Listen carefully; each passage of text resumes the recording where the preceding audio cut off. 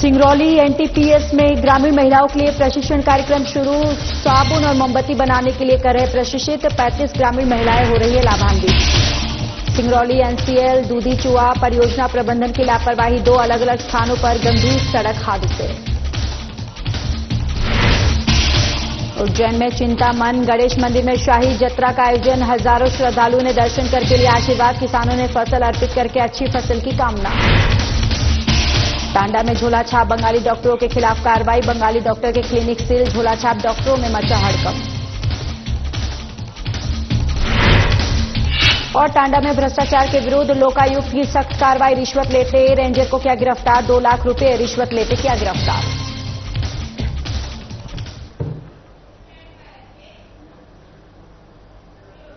नमस्कार, बहुत स्वागत है आप सभी का। मैं हूं आपके साथ ज्योति यादव। केंद्रीय सड़क और परिवहन मंत्री नितिन गडकरी उज्जैन पहुंचे, जहां उन्होंने महाकाल मंदिर में दर्शन कर पूजा अर्चना की। इस दौरान उन्होंने बातचीत में कहा कि देशवासियों के कल्याण और सुख समृद्धि की कामना बाबा महाकाल से की है। केंद्रीय सड़क और परिवहन मंत्री नितिन गडकरी बदनावर हाईवे का लोकार्पण करने आए थे, जो कार्यक्रम में शामिल होने के बाद दोपहर को हेलीकॉप्टर से उज्जैन पहुंचे और सीधे महाकाल मंदिर पहुंचकर बाबा महाकाल के दर्शन कर आशीर्वाद दिया और गर्भगृह में जाकर भगवान महाकाल का पंचामृत अभिषेक किया। इस दौरान प्रदेश सरकार के कैबिनेट मंत्री कैलाश विजयवर्गीय और राकेश सिंह भी मौजूद रहे।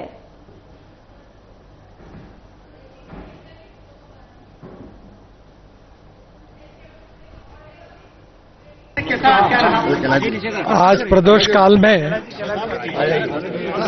मुझे महाकालेश्वर जी का दर्शन करने का सौभाग्य मिला। ये मेरा परम भाग्य है। इस देश के लिए, समाज के लिए और अच्छा कार्य करने की शक्ति और प्रेरणा वो मुझे और हम सब साथियों को दे, यही उनके चरणों में मैंने प्रार्थना की है और निश्चित रूप से उनका आशीर्वाद अच्छे कार्य करने के लिए प्रेरणा देता रहेगा। बाबा महाकाल के दरबार के अंदर चैत्र मास शुक्ल पक्ष प्रदोष महापर्व पर माननीय नितिन गडकरी जी ने भगवान महाकाल का अभिषेक पूजन किया, राष्ट्र की सुख समृद्धि की कामना की एवं बाबा महाकाल की वेदोक्त शास्त्रोक्त पद्धति से पूजन अर्चन की है। यह बाबा महाकाल का सहयोग है कि आज प्रदोष काल था। प्रदोष में भगवान शिव के पूजन का बड़ा महत्व होता था, इसीलिए उन्होंने आज के दिन बाबा महाकाल की पूजन के लिए चुना। भगवान महावीर स्वामी जी के जन्म कल्याणक के अवसर पर टांडा जैन समाज ने कार्यक्रम का आयोजन किया। इस दौरान समाज के अध्यक्ष पारस कुमार जैन ने अपने स्वागत भाषण में कहा कि लगभग 2550 वर्ष पूर्ण जन जन के कल्याण की भावना रखते हुए जियो और जीने दो का नारा देने वाले भगवान महावीर स्वामी के सिद्धांत आज भी उतने ही प्रासंगिक है और इस दौरान घर घर से समाजजनों में महावीर स्वामी जी के सम्मुख अक्षत से ग्वली पर और आपको बताते चले कि ग्वली कर बधा मना किया गया।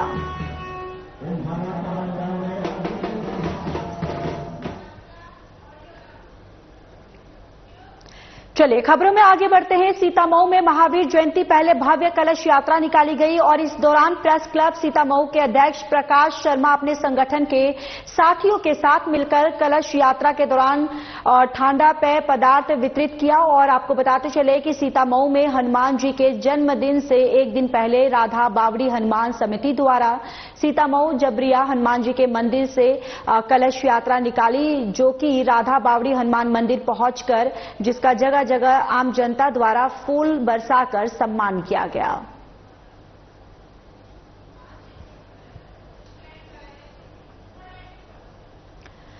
तो देखिए, आपको बताते चले कि मंदसौर से ये खबर आप तक पहुंचा रहे, जहां पर कलश यात्रा की शुरुआत की गई। यहां पर कलश यात्रा निकाली गई और इस कलश यात्रा का जगह जगह पर लोगों ने भव्य स्वागत किया और इस कलश यात्रा पर लोगों ने पुष्प वर्षा की, फूलों से यहां पर वर्षा करने के साथ ही इस यात्रा की बहुत ही भव्य दिव्य तरीके से स्वागत किया गया है।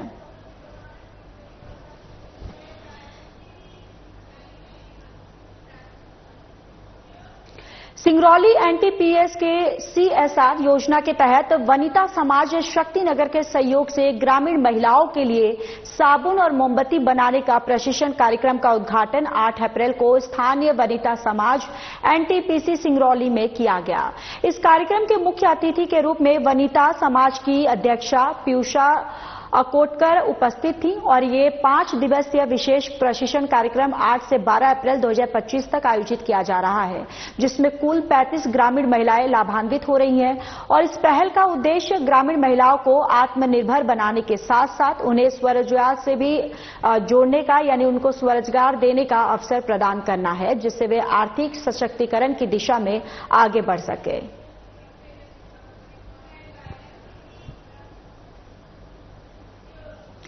तो वहीं Singrauli NCL northern coalfields limited की दूधी चुआ परियोजना में 2 अलग अलग स्थानों पर गंभीर सड़क हादसे हुए। दोनों घटनाओं में वाहन पूरी तरह से क्षतिग्रस्त हो गए हैं। हालांकि सौभाग्यवश चालक बाल बाल बच गए। स्थानीय सूत्रों का कहना है कि परियोजना में स्टीम माल के उठाव और ग्रेड के हेराफेरी का खेल जोरों पर चल रहा है। ओवरलोडिंग के चलते इस तरह की दुर्घटनाएं आम होती जा रही है। परियोजना में सुरक्षा मानकों की लगातार अनदेखी की जा रही है, जिससे जान माल को लगातार खतरा बना हुआ है। जब इस मामले में एनसीएल प्रबंधन से प्रतिक्रिया लेने की कोशिश की गई तो अधिकारी मौन साधे हुए रहे।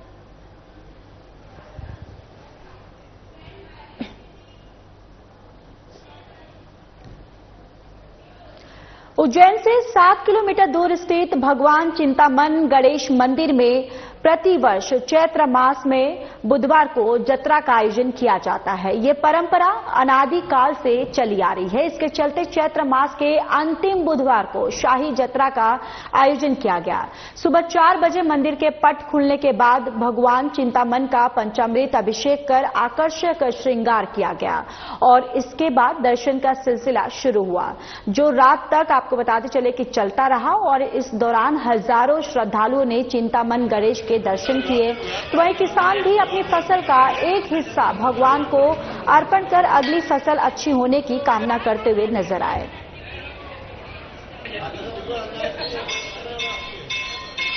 जो चैत्र मास संपूर्णता की ओर है और चौथी जत्रा है, आज इसको शाही जत्रा के स्वरूप में मनाया गया है। भगवान गणपति का पंचामृत अभिषेक और विशेष श्रृंगार करके श्रद्धालुओं के लिए भगवान गणपति को तैयार किए हैं कि जो भी लोग श्रद्धालु अपने मन्नत से वंचित रह गए वो आए और गणेश जी से प्रार्थना करें अपने कार्य सिद्धि की, और कार्य सिद्धि भगवान गणपति से करते हैं।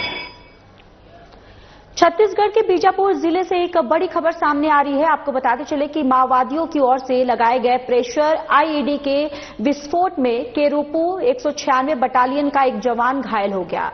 यह घटना बीजापुर के चिनका कोडेपाल इलाके में हुई, जब केरूपू 196 टीम एरिया और डिमोलिशन ड्यूटी पर निकली थी। बताया जा रहा है कि कोडेपाल नाले के पास माओवादियों ने प्रेशर आईईडी लगाया था। इस ब्लास्ट में बीडीएस टीम के जवान के दोनों पैरों में गंभीर चोटें आई हैं।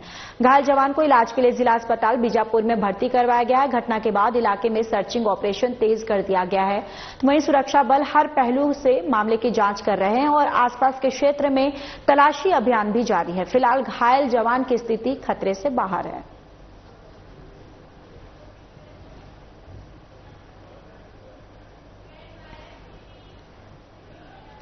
चलिए अब खबरों में बात कर लेते बीजापुर की, जहां बीजापुर माओवादियों के उत्तर पश्चिम सब जोनल ब्यूरो ने 8 अप्रैल को एक प्रेस वक्तव्य जारी कर सरकार के साथ शांति वार्ता की इच्छा जाहिर की।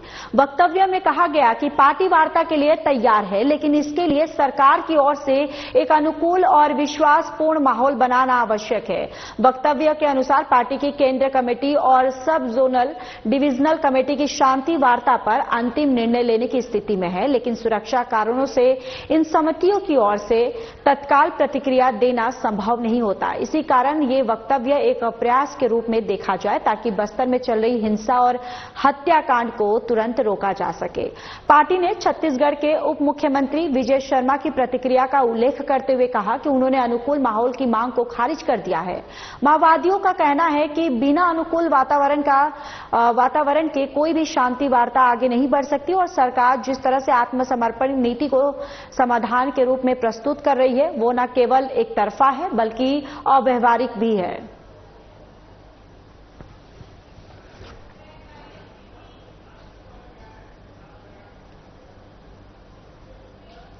खबर धार जिले के टांडा से है, जहां झोलाछाप डॉक्टरों पर स्वास्थ्य विभाग ने की कार्रवाई, जहां पर कुछ ही एसडीएम के मार्गदर्शन में कार्रवाई हुई है और नगर में झोलाछाप डॉक्टरों में हड़कंप मच गया है।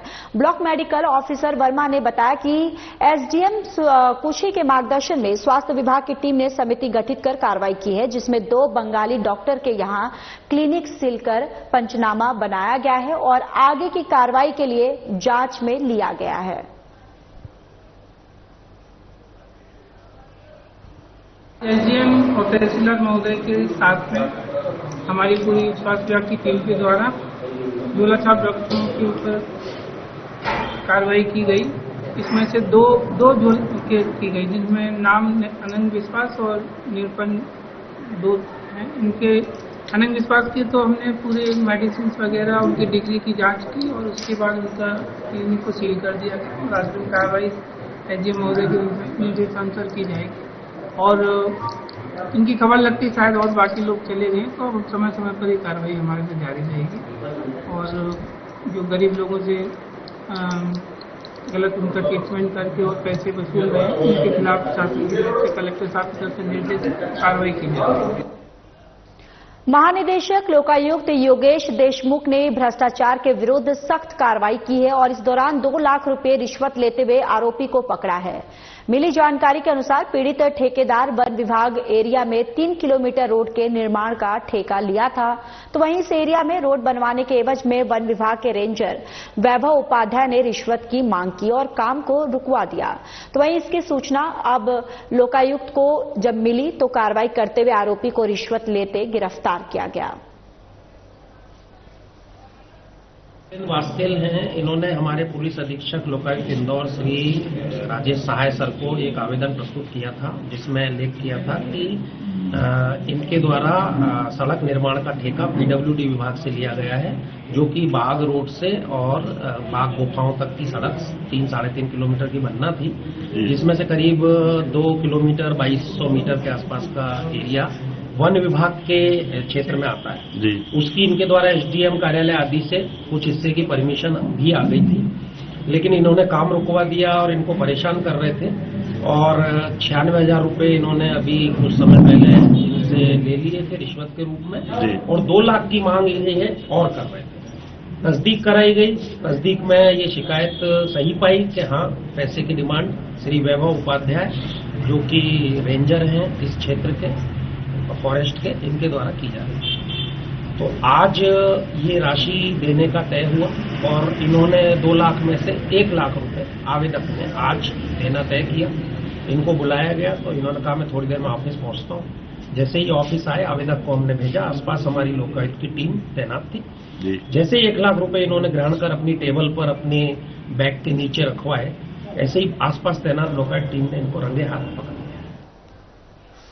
आम आदमी पार्टी के पूर्व जिला अध्यक्ष राजेश सोनी ने कहा कि मध्य प्रदेश शासन के राजस्व देने वाला सिंगरौली जिला प्रदेश में भले ही 1 नंबर पर है, लेकिन सिंगरौली जिला आज भी कई विकसित जिले से पिछड़ा हुआ है। 4000 करोड़ रुपए का राजस्व देने वाला सिंगरौली में कोई मल्टी स्पेशलिटी अस्पताल जो है वो ना होने के कारण सिंगरौली जिले के लोग उपचार के लिए जबलपुर, वाराणसी या तो नागपुर जैसे शहरों में जाने के लिए मजबूर हैं। तो वहीं सिंगरौली जिले में जरूरत के हिसाब से सड़क न होने के कारण लगातार सड़क दुर्घटना से लोगों की मौत हो रही है, जिसके कारण कई परिवारों ने अपने घर के सदस्यों को खो चुके हैं। लेकिन बीजेपी के विधायक और सांसद को सिंगरौली जिले के जमीनी स्तर की समस्याओं से कोई लेना देना नहीं है और ऐसे में प्रदेश सरकार को सबसे ज्यादा राजस्व देने वाले सिंगरौली जिले में तमाम कमियों को पूरा करने के लिए विधायक, सांसद और मंत्री को राज्य सरकार से मांग करनी चाहिए, ताकि उस राजस्व से सिंगरौली जिले का भी उद्धार हो सके।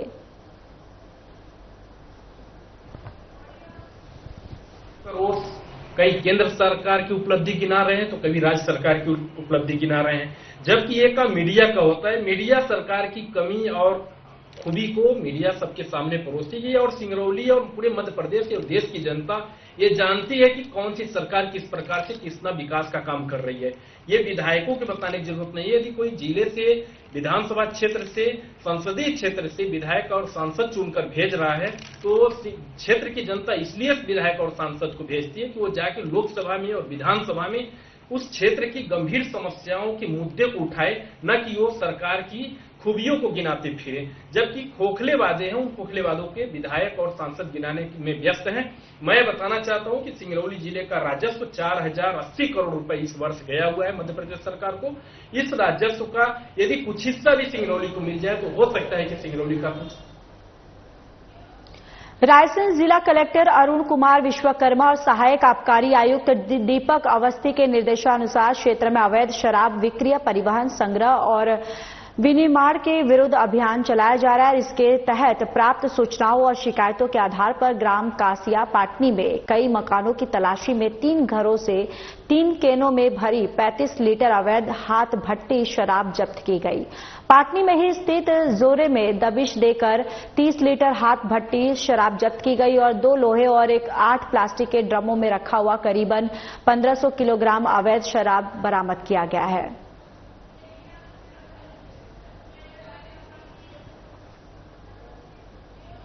शहर के कैंट इलाके में भांजे ने अपने मामा को मौत के घाट उतार दिया। मिली जानकारी के अनुसार और आपको बताते चले कि प्लॉट में गाड़ी खड़ी करने को लेकर विवाद हुआ था, जिसमें भांजे ने अपने मामा पर पत्थरों से हमला कर दिया, जिसमें वह बुरी तरह से घायल हो गए और इलाज के लिए भोपाल ले जाते समय रास्ते में ही उनकी मौत हो गई।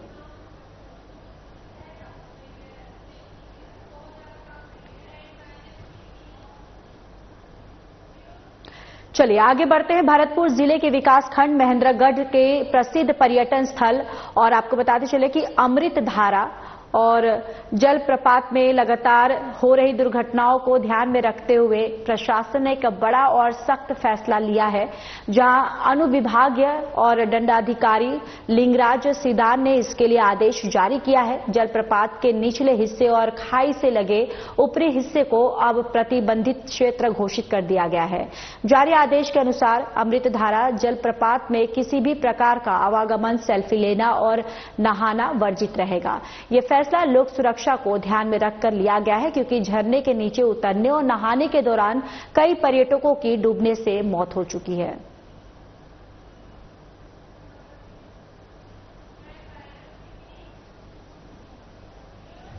मलाजखंड भारतीय स्टेट बैंक के काउंटर पर बैठे कैशियर और कर्मचारी आराम से अपने चेयर पे बैठे रहते हैं और काउंटर के सामने बैंक के काम से आई हुई जनता कई घंटे खड़े रहती है और परेशान हो जाते हैं, लेकिन यहां कर्मचारियों को इसका होश तक नहीं होता। अधिकांश कर्मचारी मोबाइल फोन पर लगे रहते हैं और जिससे छोटे छोटे काम के लिए बैंक में आई हुई जनता कई घंटे इंतजार करना पड़ता है उनको। और क्षेत्र की जनता ने प्रशासन से गुहार लगाई है कि अपने कार्य के प्रति गैर जिम्मेदारी बरतने वाले भारतीय स्टेट बैंक मलाजखंड के कर्मचारियों की कार्यप्रणाली पर जल्द सुधार करवाया जाए।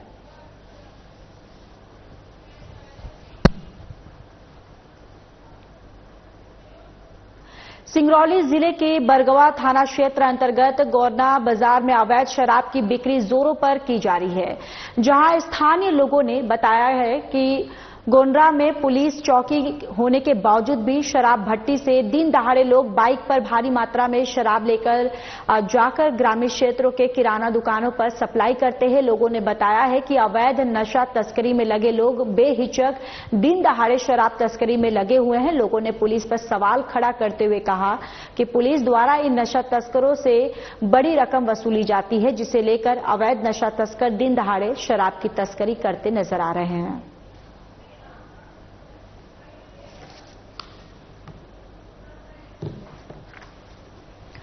तो सिंगरौली से ये खबर, जहां पर अवैध नशा तस्कर जो है वो बिल्कुल बेखौफ होकर यहां पर नशा तस्करी का जो वारदात है उसको अंजाम देते हुए नजर आ रहे हैं। और आपको ये भी बताते चले कि कुछ ही दूरी में पुलिस चौकी भी है, लेकिन इन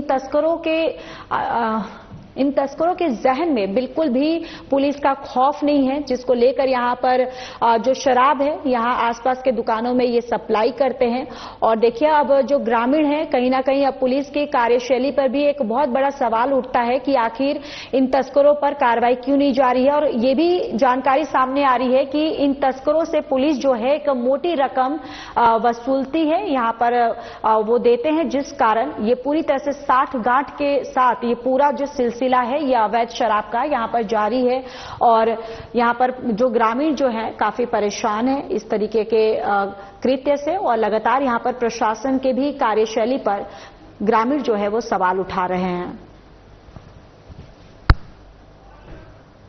जो बात सवाल उठा रहे हैं बात सच है, जो कि हमारे यहाँ कई पिकअप ऐसे हैं कि 100 से प्लस अंदर से लेके बाहर तक लटके हुए रहते हैं और ये पूरी तरीके से प्रतिबंध नहीं हो पा रहा है और इसमें काफी मतलब बहुत हादसे भी हो रहे हैं, पलट जा रही है पिकअप, हादसे हुए भी हैं, लेकिन ये पुलिस वाले एंट्री लेते हुए इन वाहनों को नहीं रोक पा रहे हैं।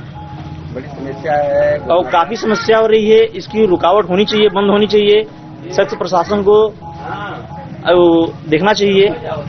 इसमें कोई सुनवाई नहीं हो रही, कहीं पे पुलिस प्रशासन जो पैसा लेके एंट्री लेके चलवा रहे हैं। खबर गंधौरपुरी से है जहां ग्राम पंचायत टुंगनी और इसी पंचायत के गांव साधुखेड़ी में पिछले 1.5 साल से पानी की टंकी का निर्माण हो चुका है। पूरे गांव में हर घर नल कनेक्शन भी दिए लेकिन फिर भी नल में जल एक बूंद भी नहीं आया। अब भी लोगों को 2-2 किलोमीटर दूर से पानी लाना पड़ता है। पीएचई विभाग की उदासीनता के चलते ग्रामीणों को इधर उधर भटकना पड़ रहा है। पीएचई के एसडीओ से लेकर इंजीनियर ठेकेदार सबके सब दिखावे में ही लगे हैं। ग्रामीणों का कहना है कि कई बार पीएचई के एसडीओ को समस्याओं से अवगत करवाया गया, फिर भी इसका सुध लेने वाला कोई नहीं है।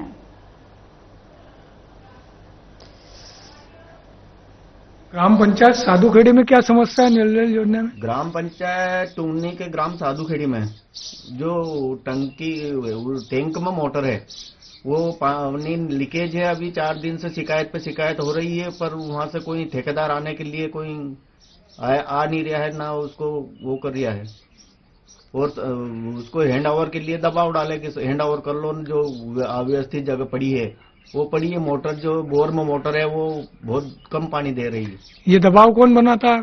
ये पीएचई वाला नहीं के थे, हैंड ओवर कर लो, बहुत दिन से किया, पर अभी ये सब कंप्लीट होने के बाद ही हैंड ओवर कराओ। गांव में पानी व्यवस्थित नहीं जा रहा है। अभी 4-6 दिन से बंद पड़ा है, यूँ दे ही भी जो है अलग है यार, हम क्या करें उसमें ही को। मतलब आपको ये रोज इसी प्रकार की परेशानी झेलना पड़ रही है? इसी प्रकार की परेशानी है। मैं तो रोज साइकिल से 6 डब्बा टांग के साइकिल पे और गांव में से जिसके यहाँ पानी मिलता है उनके यहाँ से पानी भर के लाता हूँ। नल आता है? नहीं आता है। कब से नल कब से लगे हैं? साल भर हो गए नल लगे, साल भर हो गए, पर पानी की समस्या इतनी है कि घर घर पानी चाहिए और मिलता ही नहीं है, इतना पीने का भी नहीं मिल रहा है।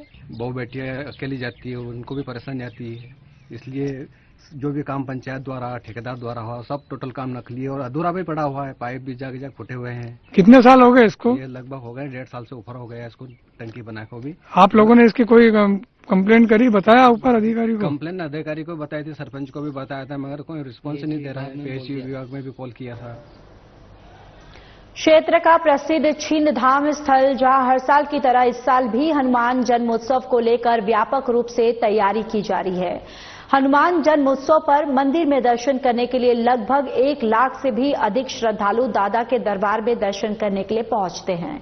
छिंद मंदिर अध्यक्ष कृष्ण कुमार रघुवंशी के द्वारा हनुमान जन्मोत्सव पर महानगरों से भजन गायकों को बुलाया जाता है और इस बार भी प्रसिद्ध भजन गायक हनुमान जन्मोत्सव पर प्रस्तुति देंगे। कार्यक्रम को लेकर मंदिर को दुल्हन की तरह सजाया गया है। श्रद्धालुओं के लिए विशेष व्यवस्थाएं कराई गई हैं और आपको ये भी बताते चले कि धर्मशाला में श्रद्धालुओं को रुकने के लिए मंदिर समिति के द्वारा जगह दी जाएगी।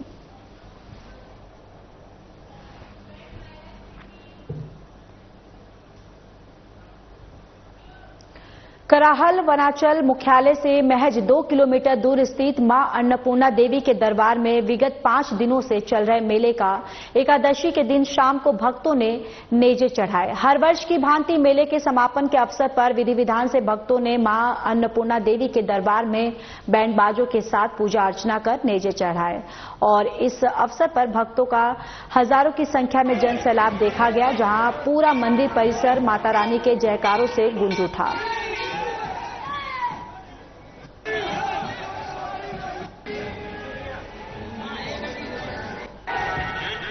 तो कुकराहल से ये खबर, जहां पर आपको बताते चले कि अन्नपूर्णा देवी के दरबार में यहां पर भक्तों का जन सैलाब जो है वो देखने को मिला। भक्तों ने यहां पर माता को नेजे चढ़ाए और साथ ही साथ भक्तों ने माता से यहां पर आशीर्वाद भी लिया है। चलिए, इस बुलेटिन में इतना ही। बाकी देश और दुनिया की तमाम बड़ी खबरों के लिए जुड़े रहिए हमारे साथ। नमस्कार।